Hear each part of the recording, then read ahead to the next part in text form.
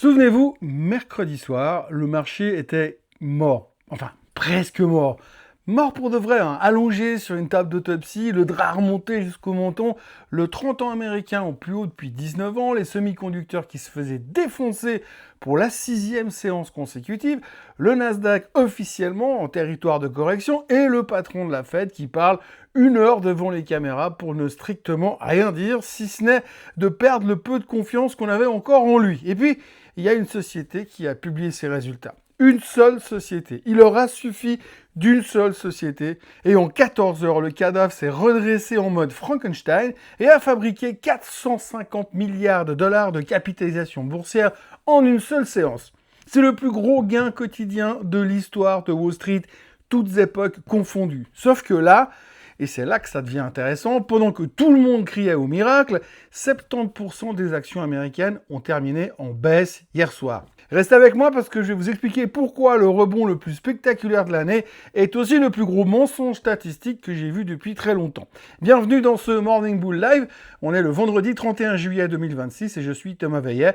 Au programme Microsoft qui ressuscite la planète, Apple qui publie le meilleur trimestre de son histoire et qui se fait démonter, Amazon qui brûle du cash et qui se fait applaudir, le Japon qui sort l'artillerie lourde en pleine nuit et la Corée qui a complètement pété les plombs, grillé les fusibles, disjoncté totalement. C'est parti!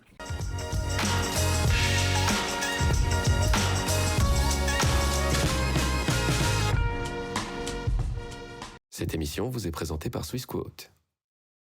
Alors avant toute chose, ce que vous allez entendre et voir dans cette vidéo n'est pas un conseil financier, c'est mon avis, mon analyse et parfois mon humeur du jour. Par contre, si vous voulez comprendre la bourse, là, vous êtes au bon endroit. Alors pour comprendre la séance d'hier, il faut comprendre ceux qui hantent les marchés depuis 6 mois. Et comme vous me suivez régulièrement, merci d'ailleurs, vous comprenez ce que je veux dire. Il y a une question, une seule question, qui est comme une écharpe plantée dans le pied des investisseurs depuis 10 mois. Cette écharpe qu'on n'arrive pas à retirer. Et cette question c'est... Est-ce que tout ce fric qu'on balance dans l'intelligence artificielle va revenir dans les caisses un jour? Parce que là, on parle de data centers qui sont grands comme un canton suisse, de factures d'électricité dignes d'un pays d'Europe centrale, et en face, on cherche toujours le chiffre d'affaires au microscope. Alors, depuis 6 semaines, le marché punit tout le monde absolument systématiquement. On l'a vu sur les semi-conducteurs, sur les puces à mémoire, et c'est systématique. Alphabet monte son capex à 200 milliards, bam, sanction immédiate. Tesla montre un cash flow négatif, bam, massacré. Meta, hier, publie un free cash flow en baisse de 91%, Vincent, moins 8% à la clôture. Bon, c'est quand même un cash flow qui baisse de 91% en un an, mais quand même. Donc, mercredi soir, l'ambiance, c'était... Ces types sont devenus fous, ils jouent notre argent au casino et personne ne sait quand c'est que ça va s'arrêter. Et là, Microsoft a publié. Azure en folie, plus de 100 milliards de revenus cloud annualisés pour la première fois, carton sur Copilot, on en a largement parlé dans la vidéo d'hier. Mais franchement, c'est pas ça qui a fait exploser le titre. Ce qui a fait exploser le titre, c'est une seule phrase. En substance, notre capex n'augmentera pas et on restera en free cash flow positif toute l'année 2027. Voilà, c'est tout. Microsoft n'a pas guéri le cancer, Microsoft a juste dit on va dépenser, oui, mais on va pas se ruiner et on va surtout pas dépenser plus. Et le marché a poussé un soupir de soulagement tellement puissant qu'on a entendu le soupir de soulagement de Séoul à Francfort. Résultat, Microsoft hier a pris 15,51%, meilleure séance depuis le 13 octobre 2008. Et derrière, tout ce qui avait été massacré est revenu d'entre les morts. SanDisk plus 26%, Micron plus 18%, AMD plus 13%, Intel plus 11%. Et l'indice des semi-conducteurs lui-même reprenait plus de 8% en une seule séance. 8% sur un indice sectoriel en un jour. Et puis derrière, vous avez Nvidia qui lui nous fait un modeste plus 2,5%.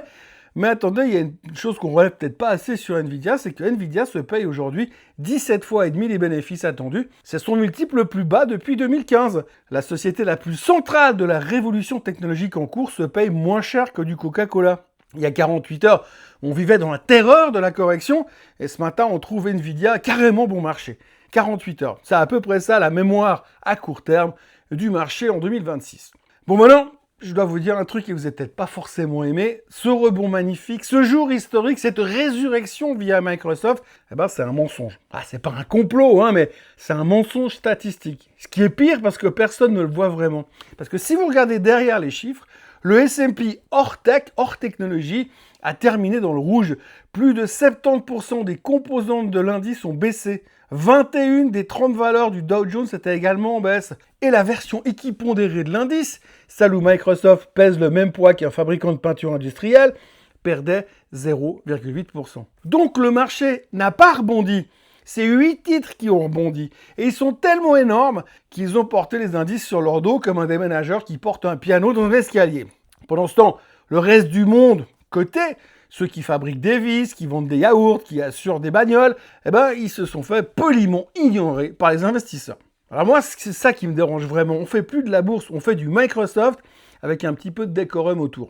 Parce que si un matin, un seul de ces 8 titres publie un vraiment mauvais chiffre, il n'y aura personne derrière pour rattraper l'indice. Personne. Le filet de sécurité, on l'a vendu il y a bien longtemps pour acheter des GPU. Maintenant, la pièce d'à côté, parce que pendant que certaines actions faisaient la fête, le marché obligataire, lui, il est resté au bar, tout seul, à picoler.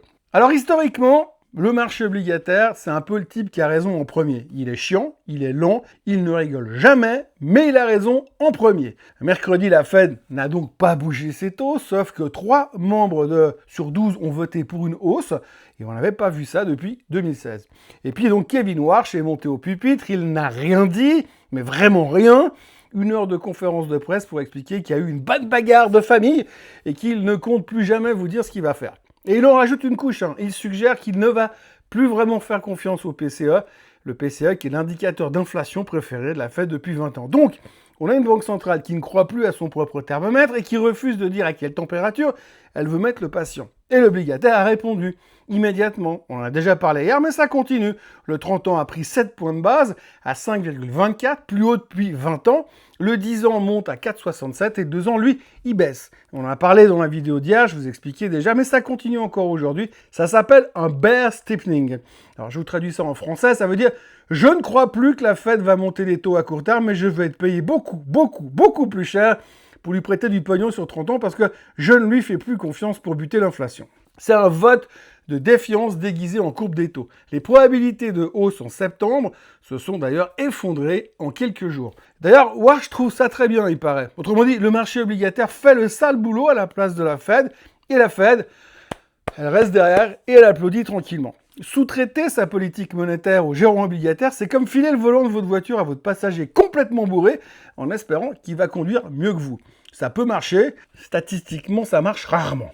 Maintenant, changement de sujet, parce qu'après la cloche d'hier soir, il s'est passé un truc fascinant. Il y a eu 2 publications. 2 publications à 10 minutes d'écart. Et surtout, 2 réactions exactement inverses. Et on commence tout de suite par Apple. Apple a donc publié le meilleur trimestre de juin, enfin le 2e trimestre de toute son histoire. 109 milliards de chiffre d'affaires, plus 16%. L'iPhone a 54 milliards, plus 21%.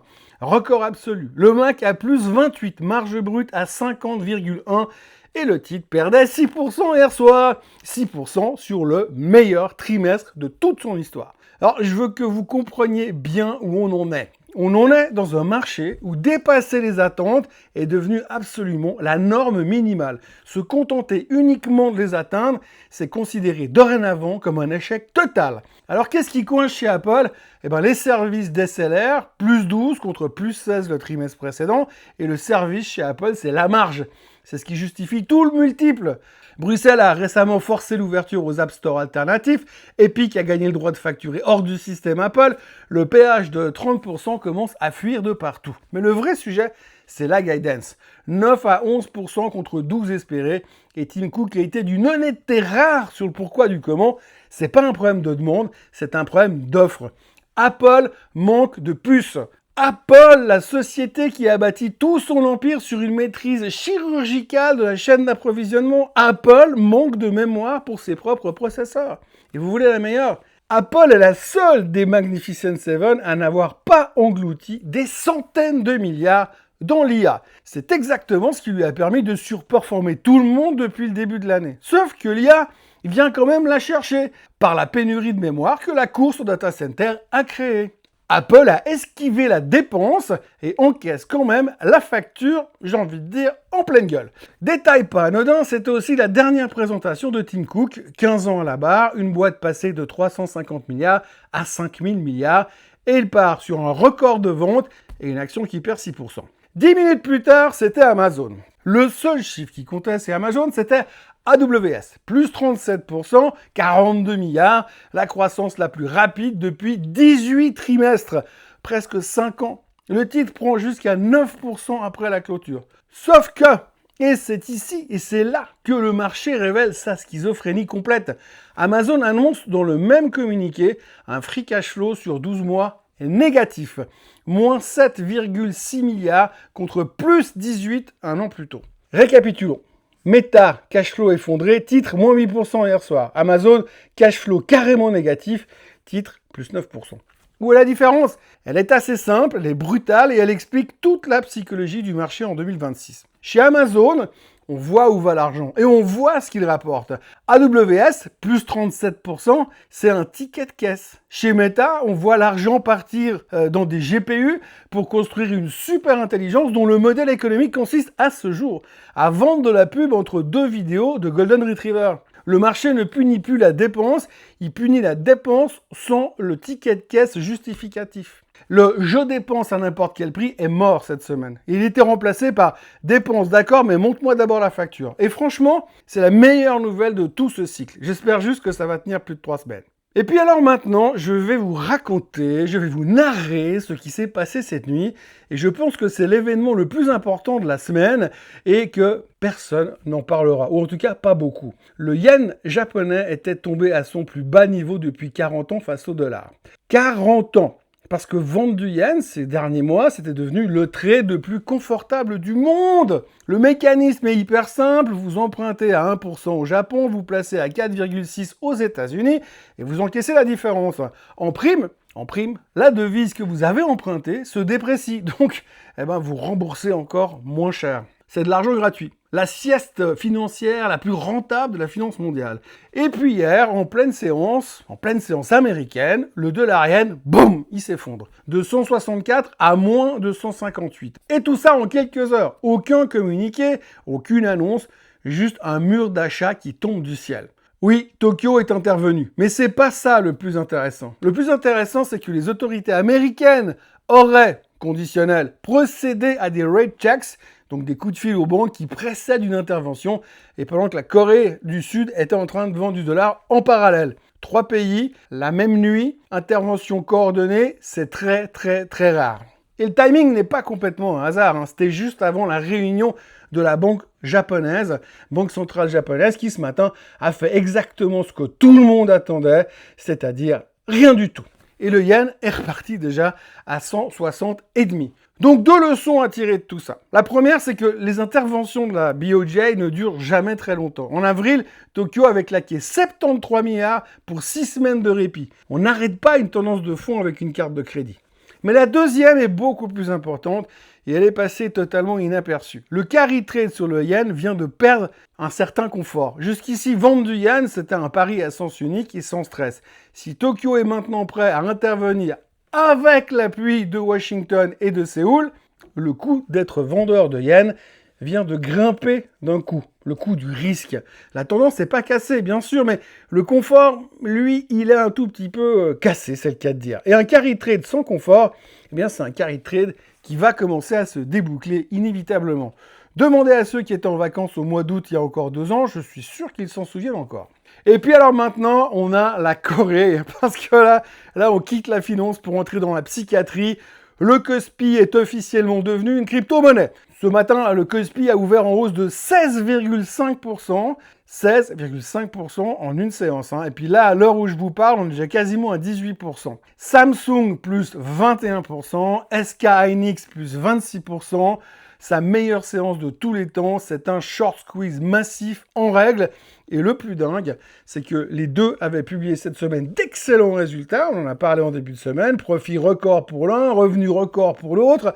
purement et totalement ignoré parce qu'on était en plein carnage sur le secteur. Voilà, tout simplement le marché de la mémoire en 2026, c'est des sociétés qui gagnent plus d'argent qu'elles n'ont jamais gagné, dont les titres font moins 17% en 3 jours, puis plus 25% en une matinée. C'est plus un marché, c'est une crypto.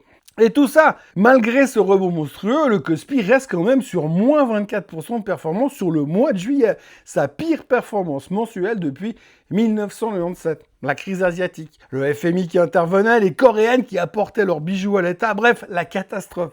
Les autorités ont d'ailleurs dû restreindre en urgence les produits à effet de levier parce que pendant que les institutionnels débattaient de la valorisation des titres de mémoire, des ménages coréens, eux, jouaient leur retraite sur du triple levier et le triple levier, ça finit pratiquement toujours pareil.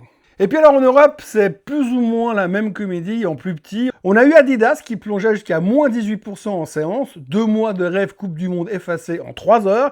Et attention, les ventes sont à de niveaux records. Le résultat opérationnel rate tout simplement le consensus. Vous pouvez donc battre tous les records historiques de votre société et vous prendre 19% dans la figure parce que quelqu'un, quelque part dans une banque d'affaires, espérait quand même un chiffre un peu plus gros que le vôtre. Cherchez la logique. Il n'y en a pas. Mais ce qui est surtout frappant, c'est la violence des mouvements. Toutes les réactions sont hyper amplifiées. C'est un signe. Ou un signe, je sais pas. Je sais même pas la couleur du signe d'ailleurs, mais c'est un signe. Donc, voilà où on en est ce matin. Vous avez un marché des actions qui explose, mais seulement 8 titres qui montent, un marché obligataire qui hurle au danger et que personne n'écoute, une banque centrale qui refuse de dire ce qu'elle pense, et vous avez 3 pays obligés d'intervenir ensemble pour tenir une devise et des sociétés qui battent tous leurs records et qui se font démolir quand même. C'est pas un marché rationnel, hein. C'est même plus un marché émotionnel, c'est psychédélique. Ce marché est sous perfusion et tout le monde regarde le même écran, achète les 8 mêmes titres et croise les doigts pour que le type qui gère Azure continue de faire correctement son boulot. Alors maintenant, allez profiter sérieusement du week-end parce qu'on est vendredi, que Trump est en train d'hésiter sur l'Iran depuis 3 jours et que je vous garantis qu'il va nous faire un truc avant lundi matin. Et si vous voulez ma conclusion en une phrase, hier le marché ne s'est pas réveillé, il a eu un sursaut. Et un sursaut, c'est pas la même chose qu'un pouls. On se retrouve donc lundi matin, prenez soin de vous, prenez soin de vos positions et n'oubliez pas de vous abonner, de liker la vidéo, de la commenter et de la partager. Demain, je serai en déplacement, il n'y aura donc pas de Swiss Bliss, mais je vous ferai une vidéo supplémentaire récapitulative lundi pour faire un point hebdomadaire. D'ici là, passez un excellent week-end et à lundi.